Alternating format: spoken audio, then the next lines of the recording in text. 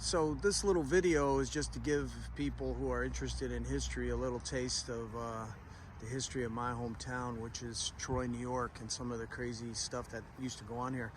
This is the gravesite of John Morsey. And John Morsey was a very interesting guy. He was born in Ireland, came over, had really no education, worked here in Troy at one of the foundries, got involved in local politics. And he went to California during the California Gold Rush and wasn't a prospector, but he did two things. Number one, he was a really renowned gambler and he won a lot of money in gambling. And he also became a bare knuckle fighter.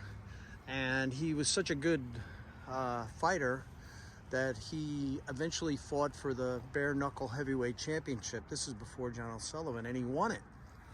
And he came back here to New York and he was more involved in local politics.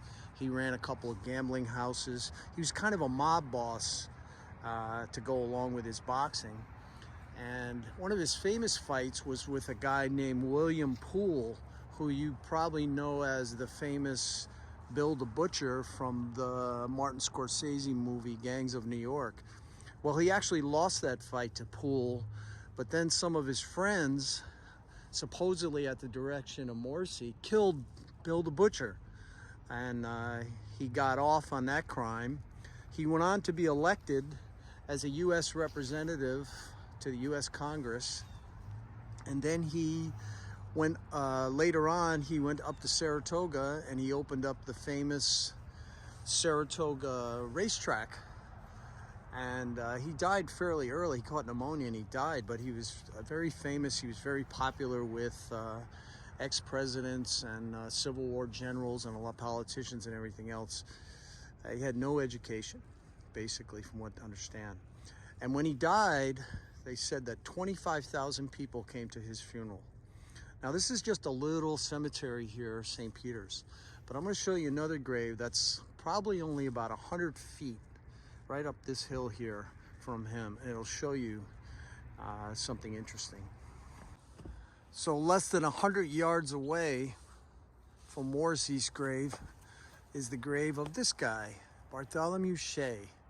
He was one of the first people ever executed in the electric chair, and he was executed for a crime of murder stemming from political violence.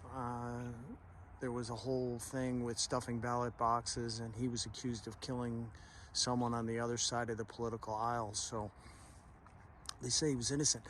10,000 people came to his funeral. But the fact that this guy is buried 100 yards from another very prominent politician and famous person in my hometown tells you a lot about my hometown. Very rich history.